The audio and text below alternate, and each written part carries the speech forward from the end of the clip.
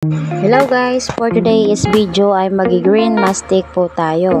Yan nga po pala ay na-order ko sa TikTok sa halagang 135 pesos, meron ka ng 4 na piraso.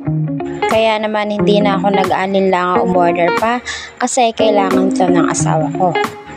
Kasi sa sobrang dami niyang blackheads ay need talaga niya to. Need talaga to mga mi.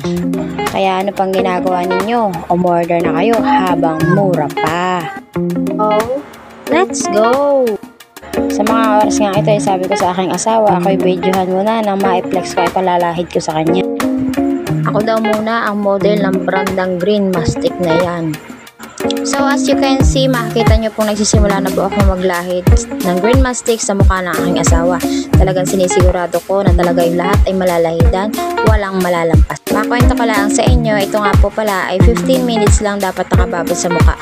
Bawal po siyang lumabis ng oras, bawal din siya magulang. Kailangan 15 minutes, sakto lang.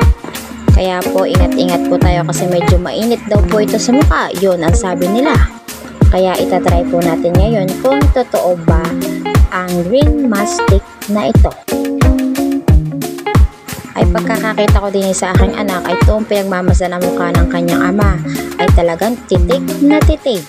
Hindi mo lang nakurap bakit gayon.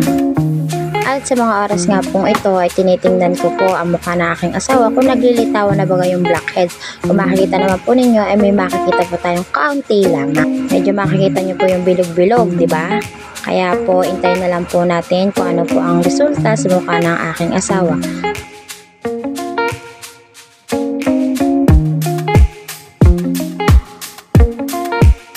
At sa mga oras nga po iyan ay nilalahidan ko na po ng basang towel ang mukha ng aking asawa. Tulad nga po ng sinabi ko kanina, 15 minutes lang po dapat nakababad ko sa kanyang mukha. Kasi alam nyo na, di ba, naulit ko na, bawal siyang ma-over. At naulit ko nga po pala, kailangan sa pag-green mastic po, kailangan basa po yung ipupunas po ninyo. Kasi ang green mastic po ay talagang pag nilahid sa mukha ay talagang matigas po siya. As in matigas, hindi siya kaya ng hindi basa. As inulit ko, pagpasensya na aking voice over, kung hindi nyo gusto ang voice over ko, wala po akong pakialam. Tulad niya ng sinabi ko sa nakaraan kong video, pagdating sa pagbo-voice over, ako po ay talagang blanco. Blanco ang utak ko talaga, nabubulol at nauutal talaga ako. Hindi po talaga ako sanay mag-voice over. Kaya po sa nakapanood nito, maraming salamat.